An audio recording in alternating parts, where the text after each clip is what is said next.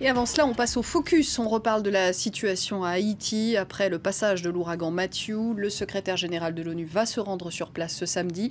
Les Nations Unies ont lancé un appel aux dons de 120 millions de dollars pour couvrir les besoins des sinistrés dans le pays pour les 3 prochains mois.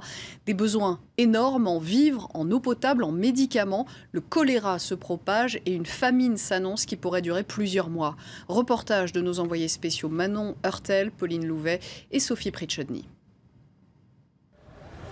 L'ouragan n'est plus, mais le mal est fait. Dans la commune des Cayes, au sud d'Haïti, les habitants sont livrés à eux-mêmes. Venez filmer. Dans la rue, une femme nous interpelle. Elle s'appelle Rose et tient à nous montrer ce qu'il reste de sa maison. Tout s'est envolé. On a enlevé les vieilles tôles qui étaient là pour les mettre ici et on dort tous dans la même pièce. Cette mère de 2 enfants a tout perdu dans l'inondation qui a suivi la tempête. Elle n'a plus de quoi s'acheter de l'eau potable. On boit de l'eau de pluie dans cette cuve juste là. Une eau verdâtre, impropre à la consommation. Elle n'est pas bonne, je suis malade, il faut que j'aille chez le médecin. J'ai la diarrhée. Les symptômes du choléra. C'est ce que redoute cette équipe médicale arrivée de Port-au-Prince. Dans cette école, ils improvisent une clinique. Les habitants n'avaient jusque-là pas reçu de soins. J'ai le pied blessé depuis la tempête. En quelques minutes, une longue file d'attente se forme. La plupart sont tombés malades après avoir bu l'eau du village. Il y a des moments où l'eau ça va un peu mieux, puis elle redevient rougeâtre. Beaucoup de gens ont la diarrhée, notre ventre nous fait mal. On a peur d'avoir le choléra. On va mettre les injectables d'un côté, les matériels pour les pansements de l'autre côté. Le docteur Pierre Elder et les 2 autres médecins se préparent à affronter une crise sanitaire.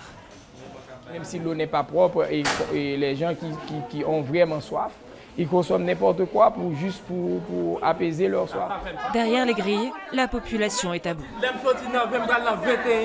300 personnes se sont déplacées, seule la moitié aura droit à une consultation. Rose et sa nièce sont prises en charge. La petite fille se plaint également de douleurs au ventre. Ouvre la bouche, chérie. C'est A, répète A. Good. Elle a un parasite intestinal, donc ce sont des vers.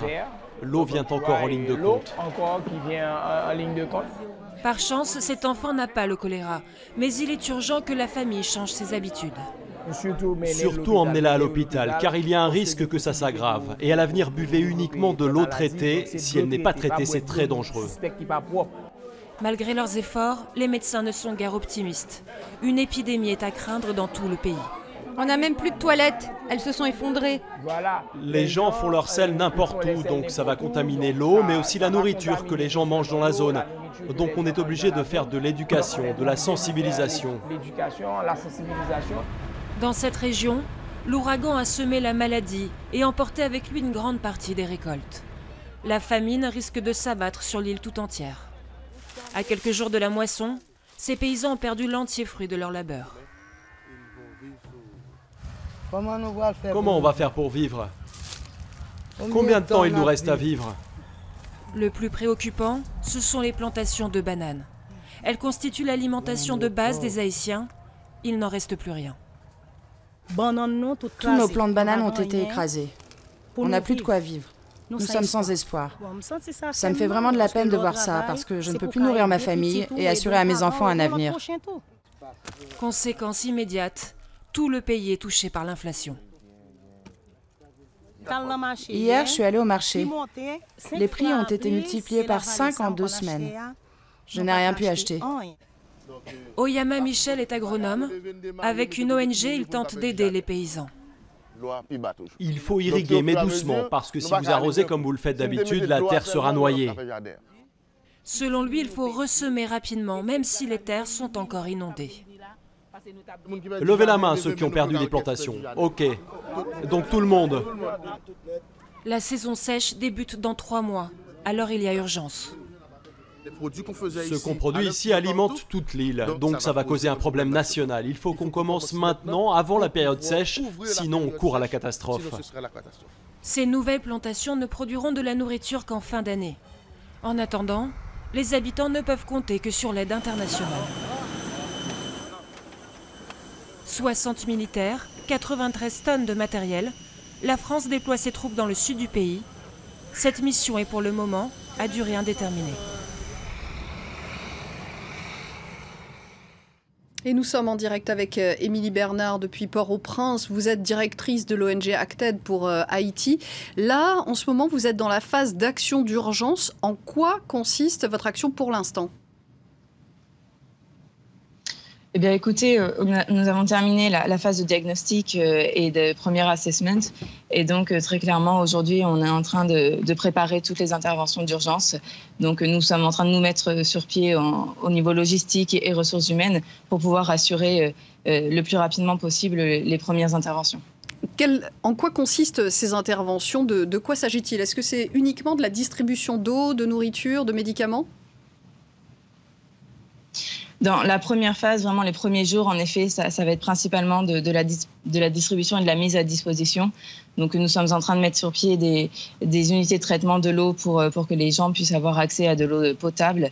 Nous sommes également en train de mettre en place des distributions d'eau et aussi de produits pour l'accès à l'eau principalement.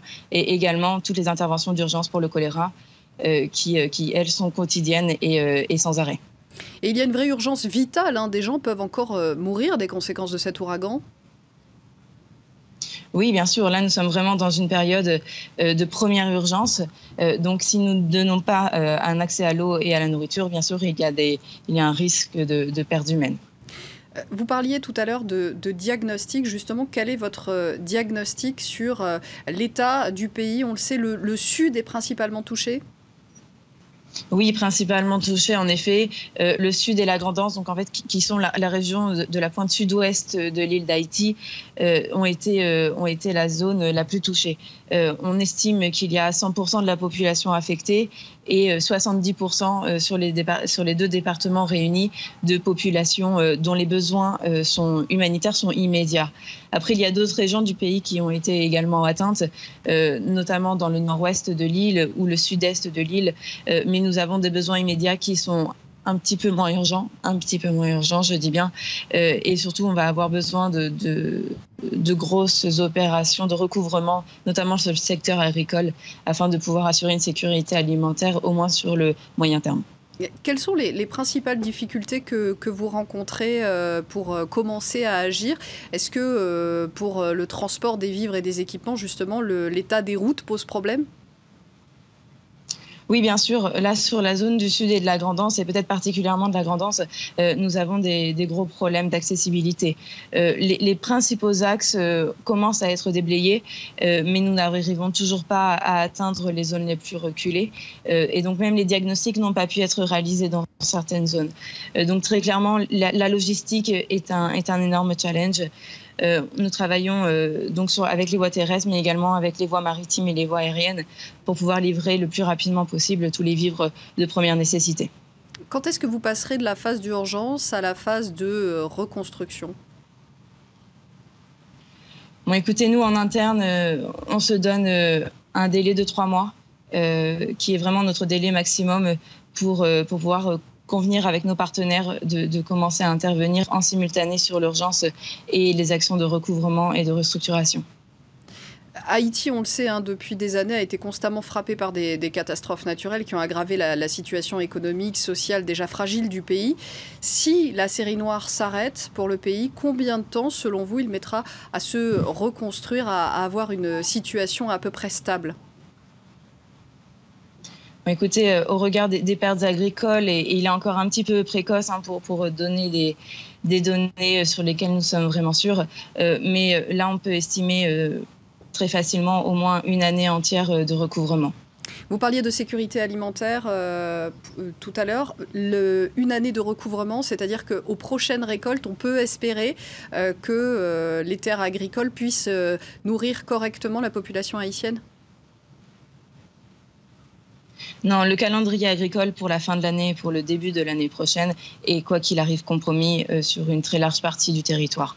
On peut en revanche espérer que le deuxième semestre de 2017 pourra permettre une récolte qui ne sera pas totale, mais au moins partielle, et ainsi progressivement retrouver une production nationale telle qu'elle était avant l'ouragan. Merci beaucoup, Émilie Bernard, pour votre témoignage sur notre antenne et bon courage à vos équipes pour cette phase d'urgence puis de reconstruction.